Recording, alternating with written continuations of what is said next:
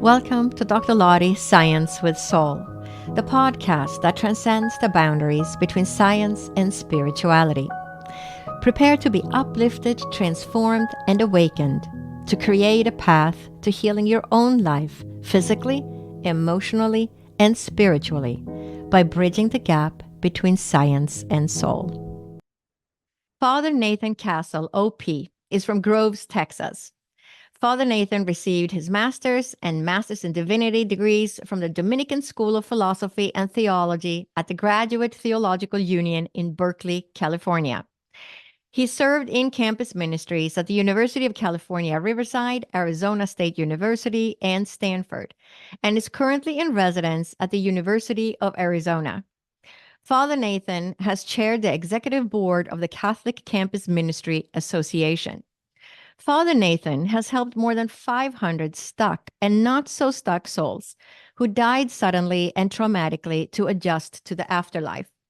Victims of fires, automobile accidents, shootings, stabbings, drownings, and suicides come to him in his dreams seeking help to resolve their interrupted death experiences. Father Nathan believes that providing such help is something the Holy Spirit has given him and his prayer partners to do. In his Afterlife Interrupted books, Father Nathan is quick to point out that not everyone who dies suddenly gets stuck.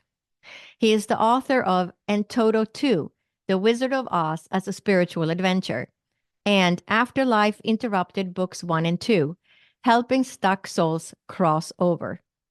His new book is Afterlife Interrupted Book 3, Please Let Me Explain. He is also the host of his own podcast, the Joyful Friar Podcast. I also wanted to let you all know that I will be speaking at the IANDS conference, which will be held here in Phoenix, Arizona, August 28th through September 1st, 2024. And both Father Nathan and myself will be presenters at this conference. So to learn more about this amazing conference and to register, please visit www.iands.org, IANDS.org. And I hope to see you all there. So welcome, Father Nathan. It's such an honor to have you as a guest on my podcast today. It's good to be with you. Thanks for inviting me. And you have such an interesting background and interesting stories to share. And for those who are not familiar with Father Nathan, he actually is the host of his own podcast. And I was actually a guest on his podcast as well, and it's called the Joyful Friar Podcast, and you can find that on YouTube. But today we're going to be talking about what Father Nathan's work is here, and it's very interesting. I promise you, you're going to love what you hear. So Father Nathan has come out with 3 different books, and actually he has more books, but the ones we're going to talk mostly about is his Afterlife Interrupted books. So tell me, what started the Afterlife Interrupted books, and what are they about? The phenomenon that is embedded in the books and the reason the books exist is something that started in my life about 27 years ago. I'm now 68. I was already ordained a priest, and we're both Arizonans. I live in Tucson right now, but for many years I was in Phoenix and Tempe at the Catholic Campus Ministry, the Newman Center at Arizona State.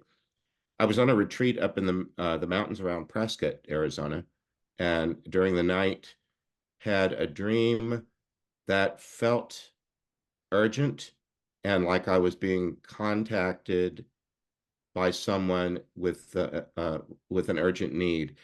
As a priest, we very often have to take turns in a region being available for emergency calls in the night at a local hospital.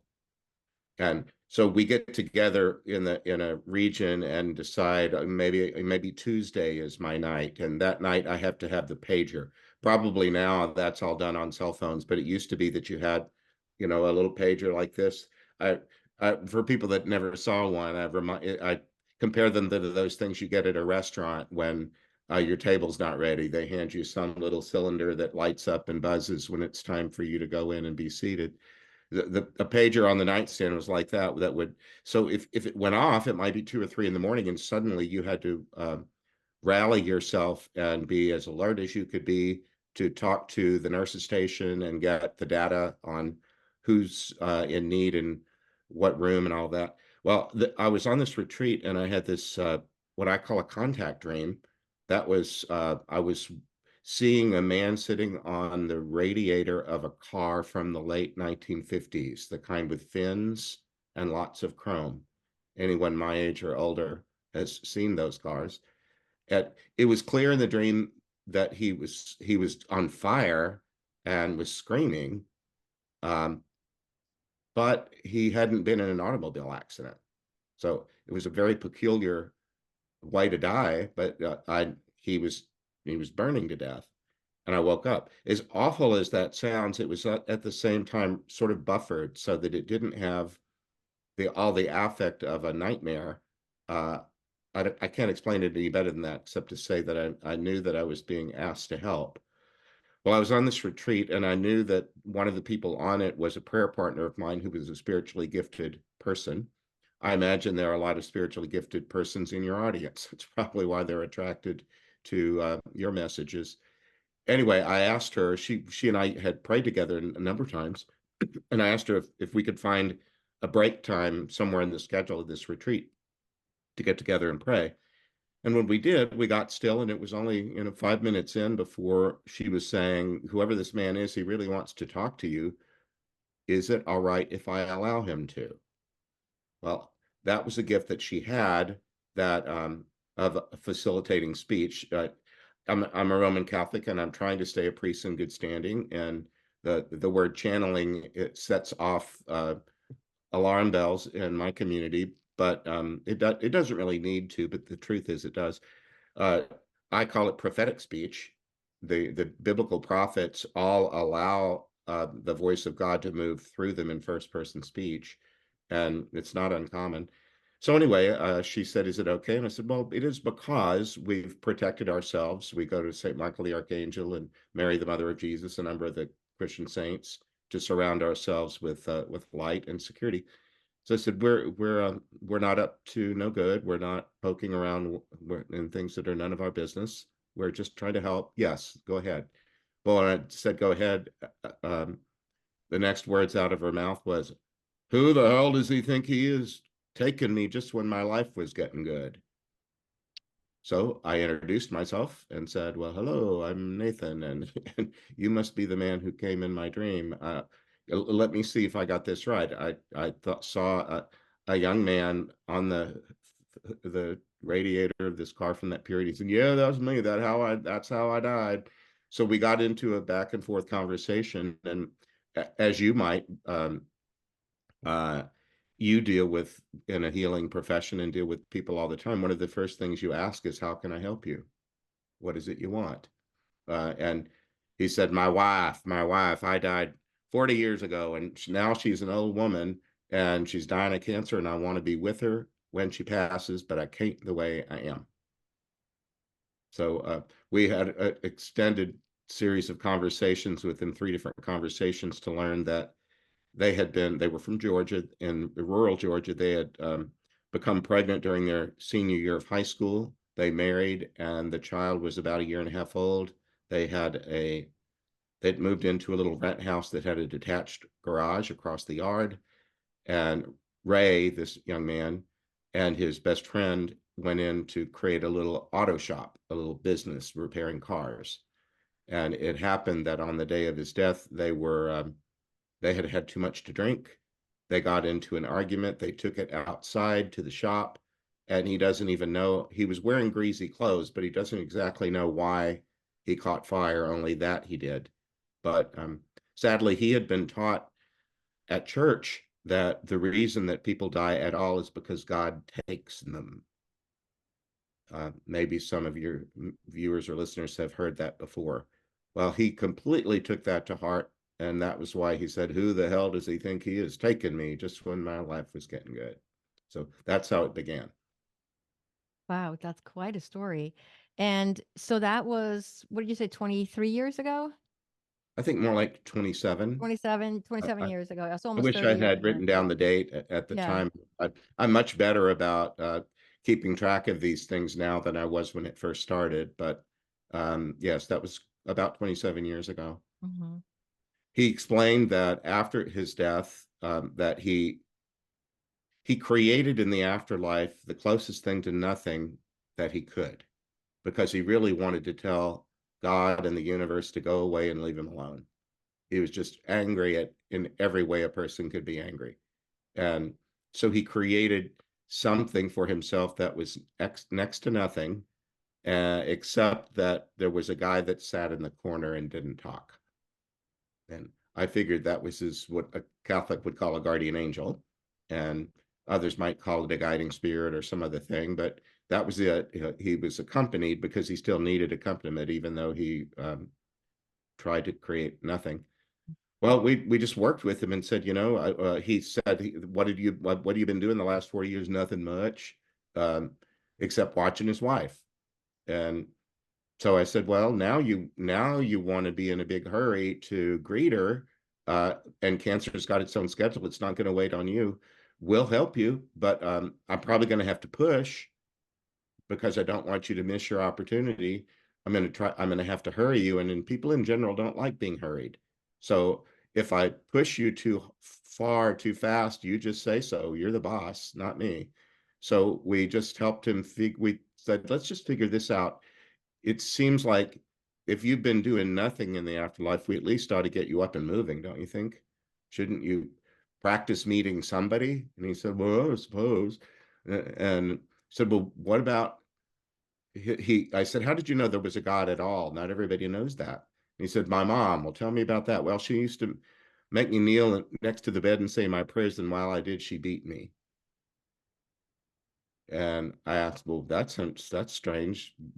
Why did she do that? I don't know. She just did. And I said, well, you didn't get to raise your child very long. It was only a year and a half when you died. But if you'd been around longer, would you have done that to your son? He said, of course not. And I said, well, don't you think you might have maybe learned a wrong thing or two from the mom that beat you while you prayed? Well, I don't know. And I said, well, just hold that thought. Did anybody ever get something wrong about you? Did anybody ever decide something about you that they thought was true, but that was incorrect?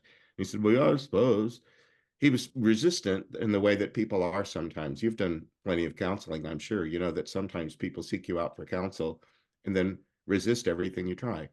People just do that. And he did. But we just said, well, remember, we're just here to help. And but I said, well, how about we get you up and moving? What about your dad? Have you seen him? And he said, no, he died when I was 10.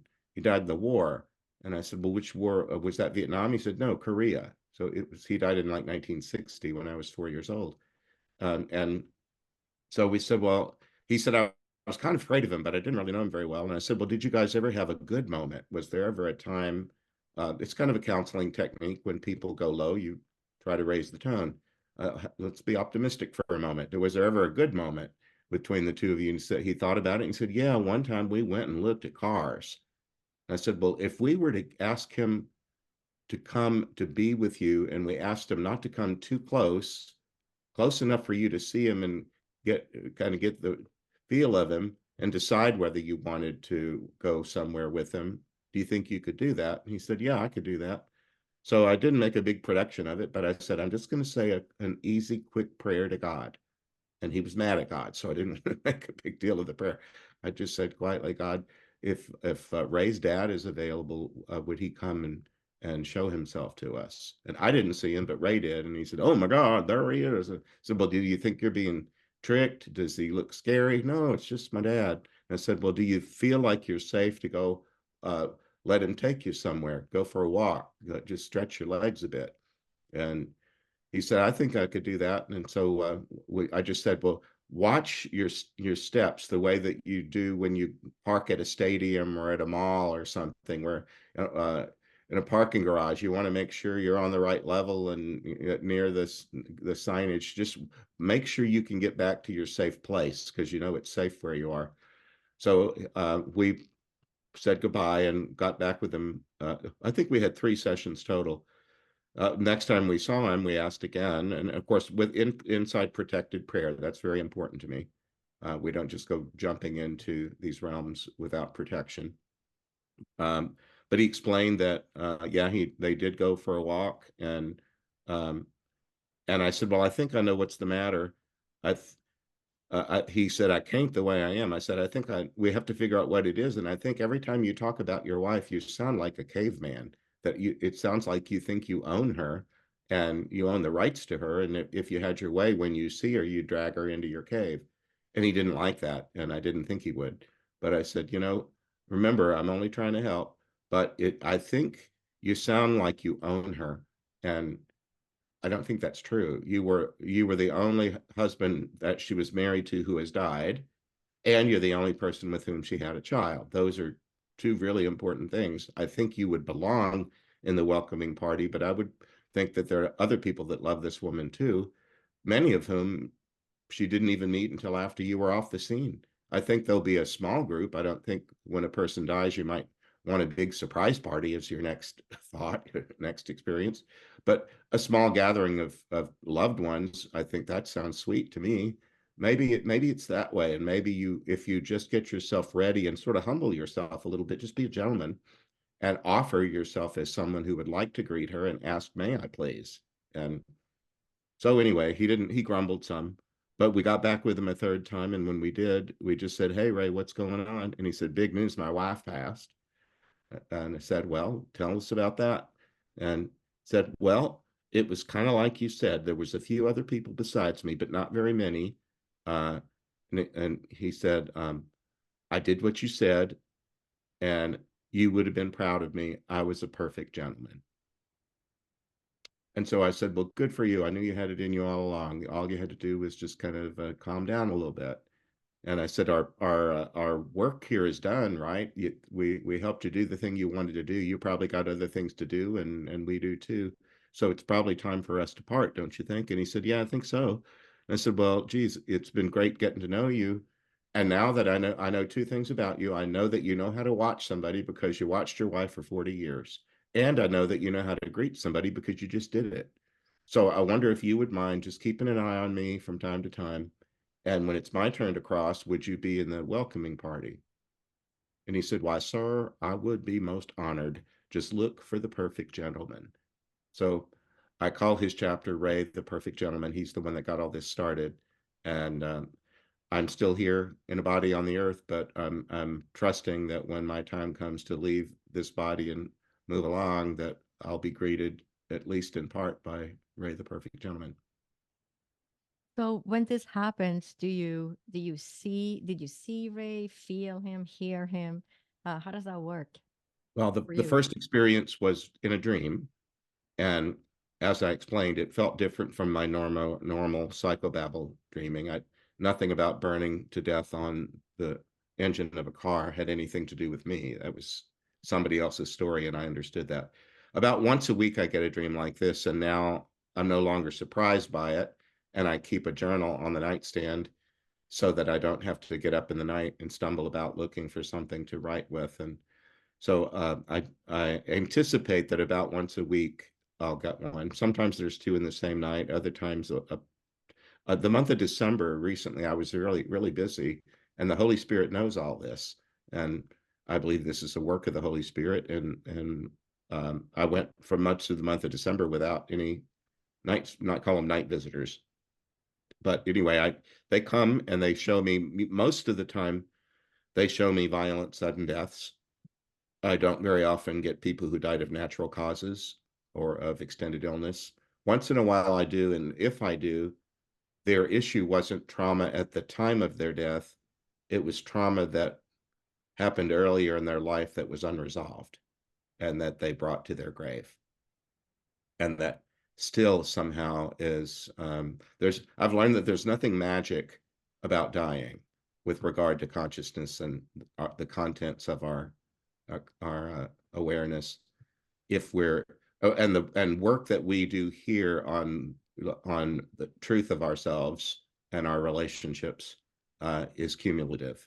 And if we just can't heal here, well, there's opportunity to do it hereafter. And the people that I've helped, or my prayer partners and I help, have been through some sort of therapeutic level uh, that precedes being able to do all the fun things that we might assume Often at funerals, people will say things like, well, now mom and dad are reunited, or Uncle Joe is on the first tee in the golf course in heaven, or something like that. There are a lot of anticipated joys and things for many of us who think that way, but they're not automatic. And if you just died of a gunshot wound or a crash on the highway, you might just need a little rest or something before you are ready for that golf game or whatever it is that you think might be fun next. How do you perceive so these are what you're calling the stuck souls, right? They didn't go all the way. They're hovering around in our dimension. So why is it that, they're staying behind, and how do you perceive the different levels? Do you feel like, if you die suddenly, then it's more likely that you're going to hang around at a certain level, or For one thing that I emphasize is we use the word stuck only in the first of the three books that came out in 2018. And I thought of them as being in a trauma loop. You probably are familiar and have worked with people with PTSD or something near it, where involuntarily they can't get a thought out of their mind and they keep grinding away at something that saddens or disturbs. Um, some of the ones that I dealt with early on were like that, as Ray was. Um, but then over time, we began to see that some of them weren't stuck; they were just at an appropriate level that felt something like a spa or a very well-equipped clinic. Not necessarily a medical model where there's a nurse's station and noise and clatter the way that you work in medical settings. You know that they're not all that restful a lot of the time. There's lots of coming and going and stuff. But there are other ones that are like the Betty Ford Clinic or something that's well equipped and there's no problem with insurance and everything you need is provided. I dealt with one man who died in, I think it was Peru. He was a poor man. And he said, when I woke here, I thought I must have gotten rich. All the sheets are clean and the food is hot. He said, I could never have afforded to go to any medical place like this. Uh, but they're not necessarily stuck. They are just being tended to in a loving, uh, healing, therapeutic way. You might find that you do that later on because you've dedicated your life here to being a healer. Uh, and in the Catholic tradition that I'm from, the patron of teachers is a teacher, somebody that loved teaching and wants to keep doing it somehow after they die.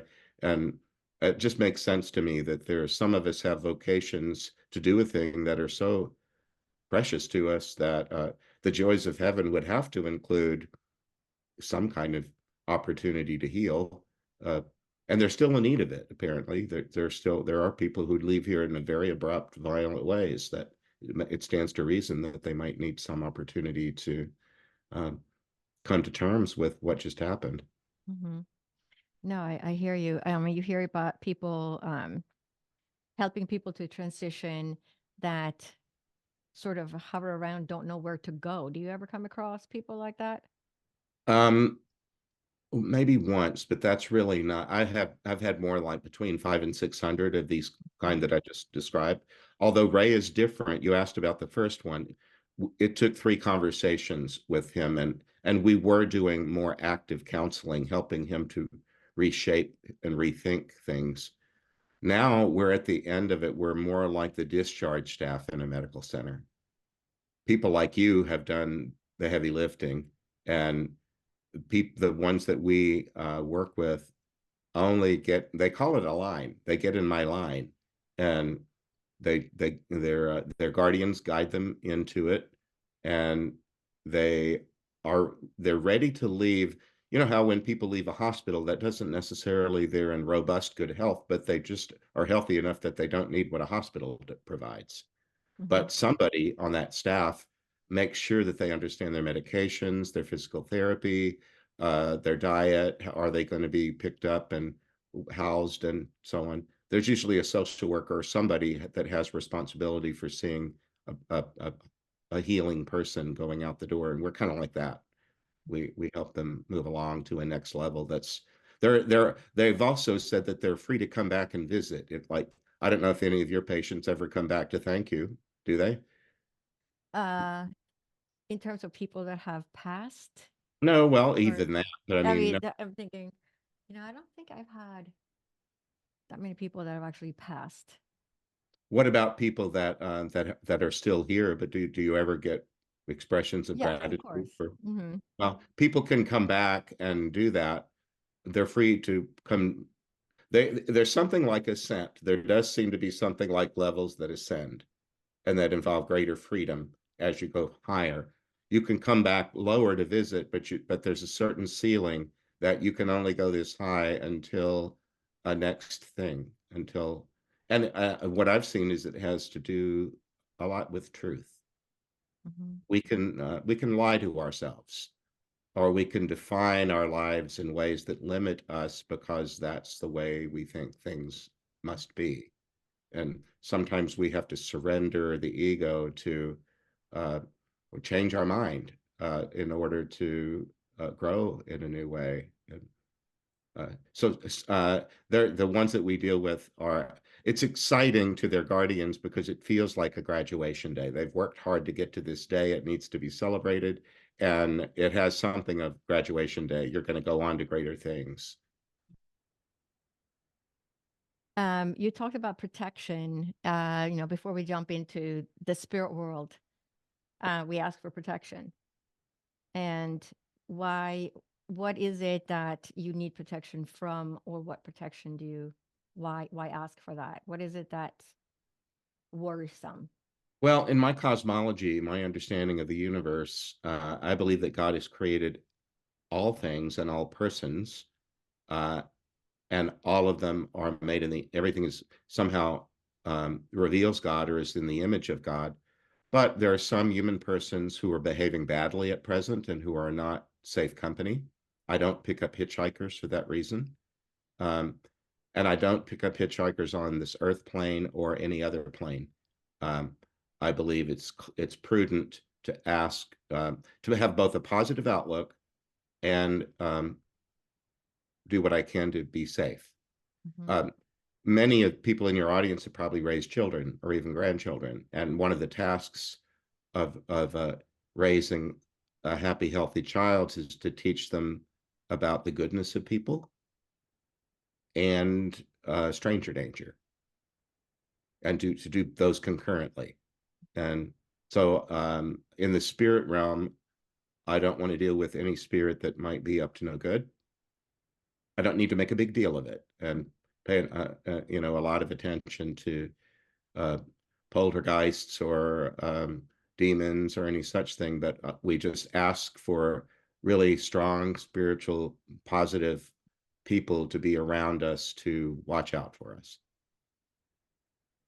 Have you ever experienced any no good spirit around playing pranks on you, or things falling off the walls, or? More than that, I'm not an exorcist in the Catholic Church. That's a very specific role with specific training that I have not had. But all of us are subject to some negative forces around us.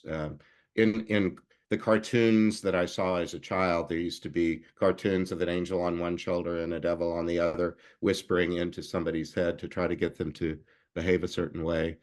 And I think that's kind of apt. There are sometimes I feel like I'm being influenced.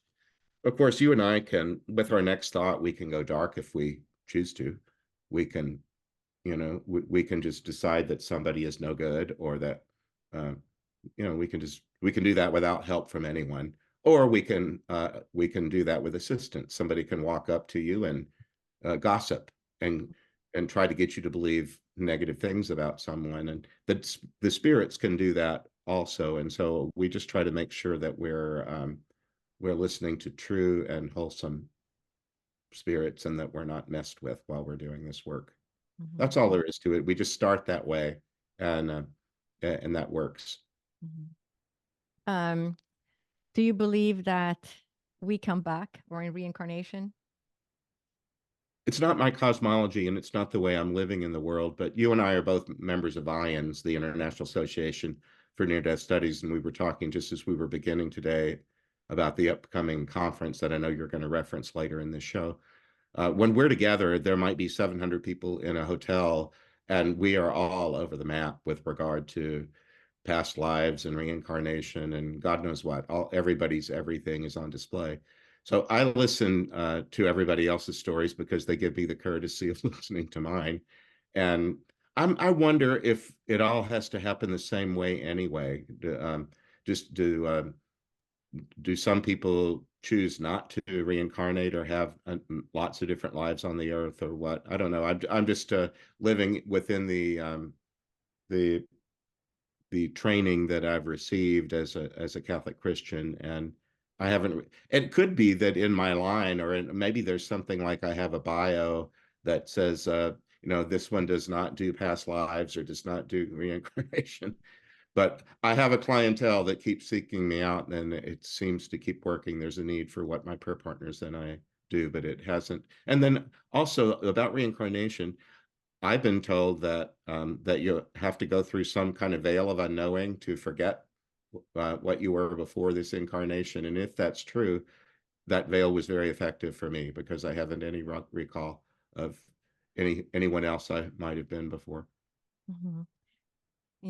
I mean, there are times when I feel like we just incarnate to have our own experiences. And so, like you said, it's all over the map, what we get Yeah. to remember and what we get to know about ourselves.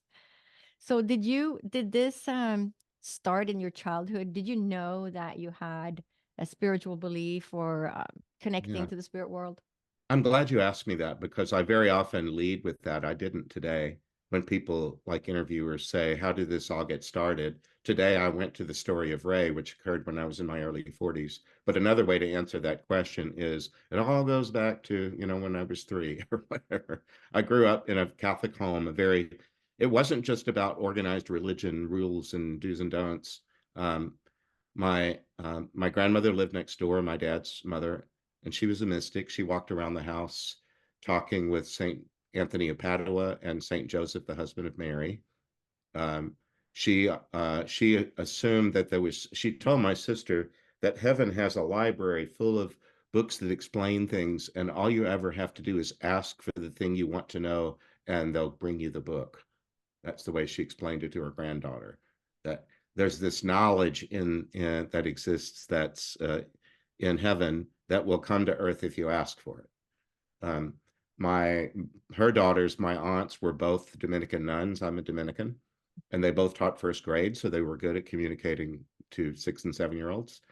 In the Catholic Church, that's the year that you make first confession and first communion. Mm-hmm. And one of my, I understood, like, at what age do you think you understood that you would die or that death was a thing, that living things Oh, die? like 3. Yeah, Mm-hmm. that was it for me. You see a dead bird on the sidewalk, or, Mm-hmm. I never attended a funeral. I didn't know anyone who died that as young as that, but um, I understood that I would die and that living things die. And then we were taught that when human people die, well, first of all, I was taught that I have a family on earth and a family in heaven. And heaven wasn't just about the future, it was now, but in a different space. But our heaven family, we could talk to them before we go to sleep. And that was our custom. That my mom would say, go put your pajamas on and brush your teeth, and I'll be in to help you with your prayers. And when I was still too small to form them on my own, she would have me repeat after her, and I would say whatever she said. And we did blessings. We blessed everyone we could think of, and some of them were alive on the earth, and others had died already, and it didn't matter.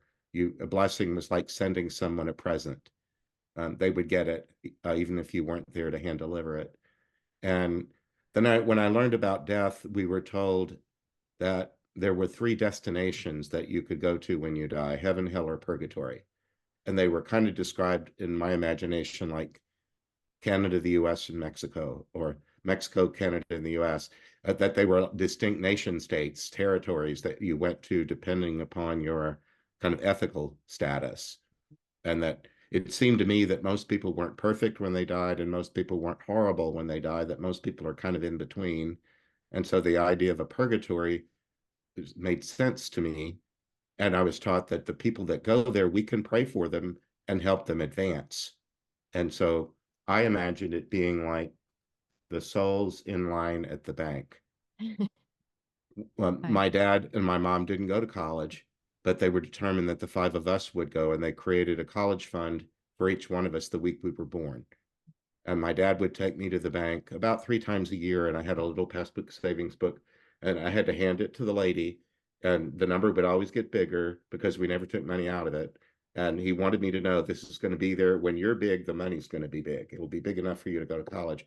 But when you went to the bank, you had to wait in line in this organized zigzaggy velvet rope thing like at an amusement park or the TSA in the airport. You have to go back and forth until it's your turn. And I just figured on page 1 of the Bible, you can see that God likes order. He starts with chaos and organizes it. And so I thought it won't be a mob. It won't be people fighting to get to the front. They'll be organized. And so I was in, once I learned how to read enough to get the newspaper, we had got one in the morning and one at night. We got 2 papers every day. And they both had a full page of pictures of people and little stories of people that had died. So I would go to the obituary page and I'd look for anybody that wasn't Catholic, because I was taught that only Catholics believed in purgatory and the other ones didn't. And so they didn't know to pray for their deceased loved ones. So I figured, well, the Catholic ones are going to have a family that's already praying for them. I'll pray for anybody that isn't Catholic. And in the early 60s, nobody had a celebration of life in a park or a gazebo or anywhere. It was always at a church. And so at the bottom of the obituary, it would say what church this funeral service was going to be at. So if it was not a Catholic church, I would pray for those people. And before I went to sleep, I would imagine them moving up in line. One of my aunts told me right before First Communion, she was a nun. I think, just a second. Can you see that? Oh, wow. Yeah. That both of my aunts became Dominican sisters. Uh-huh. One of them told me, I need you to listen. This is very important. God hears the prayers of everyone, and God loves everybody and hears everybody's prayers, but the prayers of children go straight to God's heart. Don't waste your short childhood. You won't be a child very long. You have a superpower while you're a child. Pray while you're a child about everyone and everything you can think of. And so that made sense to me, because a lot of the Christian story, well, Jewish and Christian, involve the weakest one being picked. Don't you? Well, there's the son that's out taking care of the sheep. Is that the one you want, or the last being first, or whatever? That theme runs through the Judeo-Christian story. So it made sense to me that while you're little, you're powerful. And so I just took that to heart, and I prayed for everyone I could think of. I would think of the person that's one aggravating prayer away from heaven. And my aunt taught me that if my prayer sprung somebody into heaven, I would have a friend for all eternity. So I figured, well, I'll do the low-hanging fruit. Somebody's just one step away from heaven, and I'm going to pray for the one at the front. And I would pray for that one, and then I assumed the whole line just moved up by one. And some poor guy just got there. Nobody wants to find out, when you're ready to check out of the store, that the lines are long, you know. Or the other day I went to the post office and I got out of my car and turned right around because the line was out the door. I didn't need to mail that package that badly. So I'd pray for the one that just got there in case they were discouraged. And then I would pray a wild card prayer and say, God, you can put this one to the account of anybody you want. So I just fell asleep every night doing purgatorial customer service, just making sure that everybody got where they needed to be. So I was doing that, as a tiny little kid. Right. And it's so interesting that you started praying for the people that weren't Catholic. I mean, it's like your training literally began when you were just a little toddler. And Yeah. now you're working with the spirit world and helping again the people that are stuck, that didn't go straight to wherever it is that we belong on the other side. Right. It's like a continuation of what you began in your childhood. I think so. And again, not some of them are stuck because they feel frustrated, or they won't allow a new thought in, and continue to grind away. But not everybody is stuck. They just needed extra care, and they're getting it. But yeah, when this began to happen on such a regular basis, it made me think, well, this doesn't feel all that strange. It might be strange to try to describe to other people, but for me, it felt like the next iteration of something I'd been doing for all my life. Mhm. So when people transition to the other side, I think, everybody, like you said, we have this idea that they're out on the golf course or they're together with their family. Um, but then, when they leave their body, they're still the same person, right? So Yes. the Ray, he was still Ray when he was Yes. outside his body, and he wasn't ready to move on or to explore what was out there for his No, different he was reasons. just And too angry, and Mhm. he needed to consider the fact that here's a simple way to put it. When is the last time you said I was wrong? Mhm. Any of your viewers and listeners, when was the last time you said, you know what, I was wrong? That's not that hard to do, but it's not something that we do every day necessarily. And we can get very sold on our opinions, and in our political life, we can insist that our way of thinking of a thing is the only way it ought to be thought of. And uh, uh, part of what I've seen is people sometimes need to just say, I was wrong. One sweet way it happens sometimes is if you believe in the guardian angels, as I do. Sometimes people did you do a life review in your NDEs? Did you experience a life review? Nope. Um, a lot of NDEers, Mhm. is what they're called, IANDS, Mhm. have an experience while they're out of body and in some sort of heavenly realm of being with a being of light or somebody that they're talking to that shows them something like video clips of their time on Earth. Mhm. Sometimes they're like praiseworthy, and other times they're corrective. You're Yep. shown that that time in junior high when you made fun of somebody thinking you were being smart and clever, it really wounded and Mhm. followed them, and it had consequences that were negative.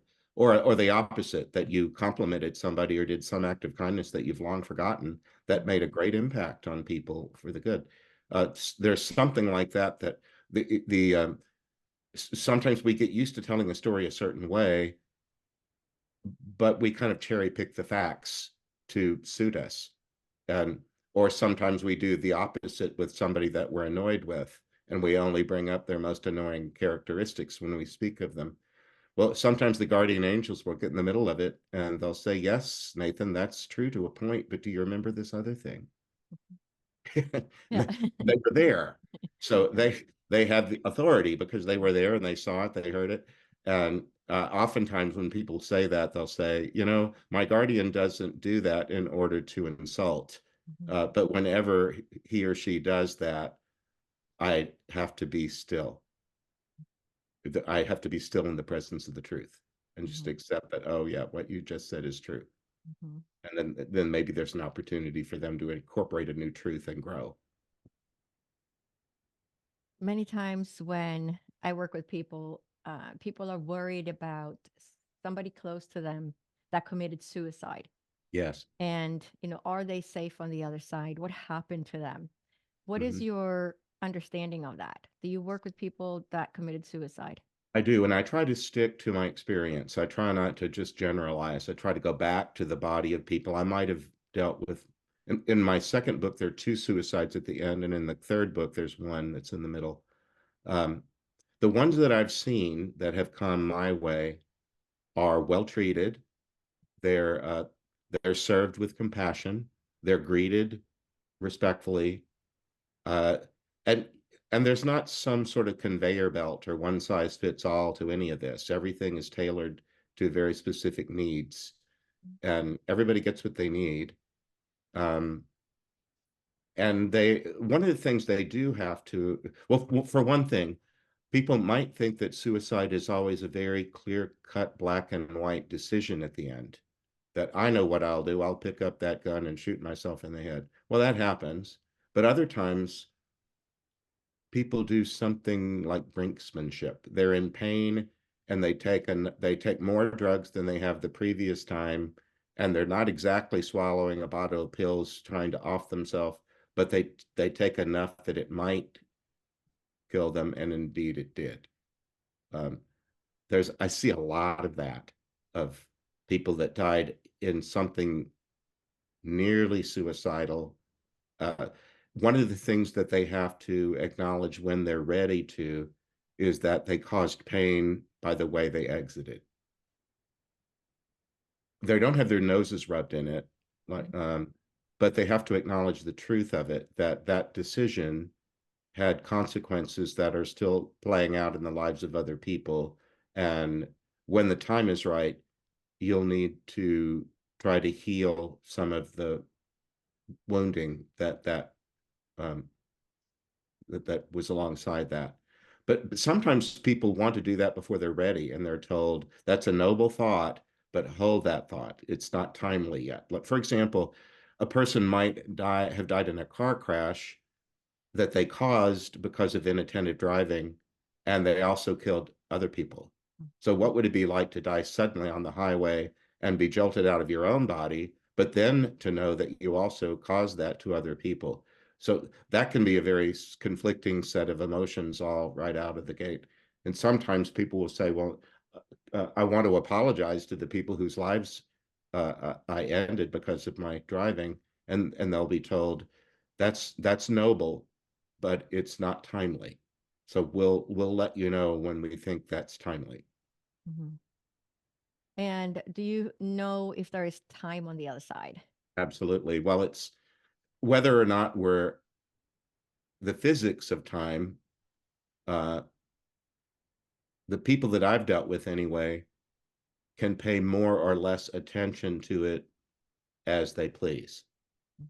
The ones that I'm dealing with are on some lowest level, therapeutic level, but I thought at the beginning that there must not be any time at all. I just had that idea that leaving the body would mean leaving time.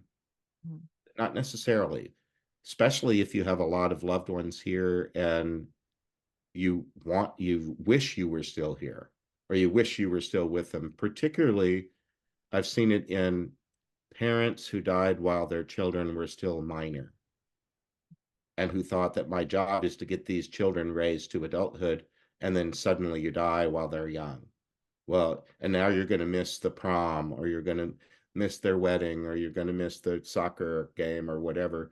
So sometimes I've seen parents that want to spend more time inside of time, and then they have to learn how to do it without being creepy. And there's schools for that, because you're never the only person that wants to know something. You've been to a lot of schooling, haven't you? Yes. Mm-hmm. Yes, you have. Quite a bit. I know your resume because I've been, Yeah. interviewed you on my show. Um, did you enjoy some of your schooling? Yeah, I loved it. Yes. And wasn't one of the joys of it being with other people that wanted to know the same stuff you wanted to know? Exactly. It Having becomes a classmates, community. having a learning community. Well, that's one of the joys of the afterlife, that can be had if you want it. And you're not, if you wanted to learn how to come back and visit your family in ways that are wholesome and appropriate and good for you and for them, there are schools for that. Mm-hmm. You can learn how to do that, and you just have to sign up. You just Right. have to take the class. And with that comes a consciousness of time. But then you probably know at least one person that doesn't know what time it is. Is there anyone with whom you might make a dinner reservation and be pretty confident they'll be late? Oh, yes. If it isn't you. Yeah. We have different attitudes towards Mm-hmm. time here while we're in it. And in the afterlife, what I've seen is people have different attitudes toward it there too. Mm-hmm. Some pay it no attention at all, and others pay a lot of attention to it. Mm-hmm. Yeah, fascinating, isn't it? Yeah. Would you say that everybody in the afterlife knows everything about us? No, no, I used to wonder about knowledge, because one of the joys of heaven for me would be getting my questions answered. You know, why did this happen, or what's that all about, or what causes this illness or that sadness or whatever, especially diagnostic stuff, because I've been a counselor, pastoral counselor much of my life. And in pastoral counseling, we're kind of like trying to pick up the pieces, because the mental health system in our country, in the United States, is a hodgepodge, and it serves some people very well and other people hardly at all.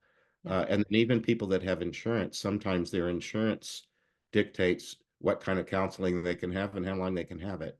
And they Mm-hmm. had better heal in 6 50-minute hours Yes. or not at all. And so I've been on the edges of trying to provide free counseling to people, and um, the the upshot of it is, if we seek the truth, especially in the afterlife, what we look for finds us, and we get what we need. I might have gone afield from your question. Did I answer the question that you asked? Yeah. Yes. If people are listening and they have lost somebody, Yes. whether it's sudden death or they were, sick for a long time, is there anything they can do to help them transition? There is. I would start with, please don't make your grief harder than it has to be by presuming a negative outcome for your loved one. Don't presume they're stuck. And certainly don't do that because I wrote a book with "stuck" in the subtitle. The fact that somebody died suddenly, violently, doesn't mean they're stuck. Nor does it, sometimes people will take something which I think is nice, like a visitation. Many people have you ever had a visitation from anyone who has died? Yes. Hmm. Many people have. I Hmm. think more than half the population. And sometimes they'll take that and be alarmed instead of comforted and think, oh no, mama showed up in a dream, or mama did this or that and the other thing. That must mean she's stuck. And then they're in a panic about, how do I get mama unstuck? And then I have to just kind of talk them down off the ledge and say, wait a minute, it might just be that mama loves you and just wanted you to know that. That's all. So don't make it harder than it has to be. The other thing would just be to, whatever your spiritual practice is, do it from the heart and with sincerity, and pray. Well, I would call it, I would use the word prayer. Uh, Intend the good for them. Um, Here's an analogy I used. My parents had two phones in the house, one in the bedroom and one in the den. And when I went off to college, our routine was for me to call home every weekend.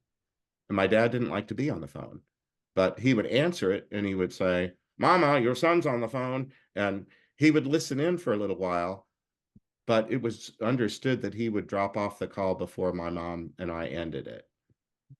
And he would, he didn't want any of us working part-time jobs in college. He wanted us to be full-time students.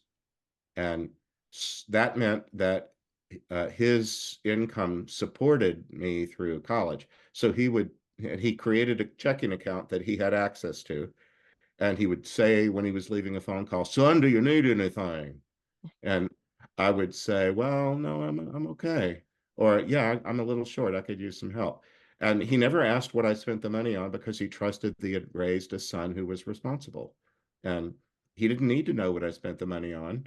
And I didn't spend it in ways that I would have been ashamed of. Um, but if I asked for a little help, money would show up in my checking account. And so after he died, I kind of took that model and I'll say, hey, Dad, do you need anything? Here's some prayer. I think of my prayers as putting money in his eternal bank account. That here, because what is it after all? We call it currency, Hmm. but from the word current, Hmm. like electricity or flow of water through a canal. Uh, a resource is moving your way, that can energize you or slake your thirst. But anyway, when I pray for my dad or anyone who's died, I think I'm sending them a resource. I'm sending them love in the form of a prayer that I think of as energy that they can take and do something with, that makes possibilities that wouldn't have been there had I not prayed for them. So that's the way I do it. It's not hard. Anybody could do that. That's beautiful. And our last question today is, what do you think the meaning of life is? Well, I believe that the entire created universe um, was created from love by God, who is love, not just lovable or loving. I think if God had component parts, they'd all be love. Uh, that God is love, created beings to share love with, including me. My job is to receive love from the one who is love, magnify it within myself, that is to make it more visible, enlarged in some way, and share it. And then rinse and repeat. Do that again and again and again. Receive love, magnify love, share love, repeat. And to me, you can do that on your best day ever, on your worst day. I haven't been on a deathbed of my own yet, but if I were to be, laid up and apparently useless for any other function, I could do that. I could receive love, magnify love, give love, and that's what I do. That's what I try to do anyway. Well, that's a beautiful message to our listeners. And it's been such a pleasure to have you as a guest today. And before we end it, how can people find more information about you and find your books? My website is my name, Nathan Castle. So the website is nathan-castle.com. If you go on that website, up in the upper corner are the little icons for different social media, and one of them is YouTube. Many interviews like this one, if the host allows it, end up posted to my YouTube site. In addition, especially during the pandemic when we couldn't be together, I had to learn how to do online teaching. So I do some teaching and seminars, and they're all archived. All that material is there for free. And then on the website is the opportunity to contact me. I just ask that if people have questions about the work that I do in the books, that they read one of them before they ask me to explain things. I've spent a lot of time explaining things in these books, and there just aren't enough hours in the day to explain what I've already explained. And so if somebody writes me a letter and has a question, I'll say, I'd love to answer this question for you. And in fact, I think I did in book 1. Would you read this first? And then if you have a question, contact me again. And I prefer just to talk to people on the phone, frankly, rather than email them back. I'll do a little bit of that. But if they'll leave me a phone number and it's within the US, and on the contact form, it asks what time zone they live in. So I'm not calling it inappropriate times. I'll do just a little chat with people and see if there's a way that I can answer their question briefly. I enjoy doing that. And we will put the links in the podcast notes as well. So Father Nathan's podcast is the Joyful Friar podcast, and it's nathan-castle.com/podcast. His website is nathan-castle.com. Facebook, Father Nathan Castle, and YouTube at Father Nathan Castle O.P. And we'll put all the links in the podcast notes as well. Look at you. Aren't you good at what you do? That's exactly the right kind of sign off. I should do it better than I do. You did that very well. Well, we all help each other, right? It's all about getting the information out there so we can help all the people find the right people that they resonate with and that they can find help and create healing for themselves. Amen. So it's been a pleasure having you as a guest today. It's a joy. I look forward to seeing you at IANDS this summer. Yeah, me too. As we conclude this episode, I want to express my heartfelt gratitude for your presence within our community. If you haven't yet, make sure to subscribe, leave a review, and share this podcast with friends and family. Subscribe to my newsletter in the show notes and receive new podcast episodes delivered right to your inbox. If you resonate with the interconnectedness of mind, body, and soul, and are motivated to embark on a journey of personal healing, I invite you to connect with me at drlottie.com. Together, we can pave a path towards transformative healing in your own life.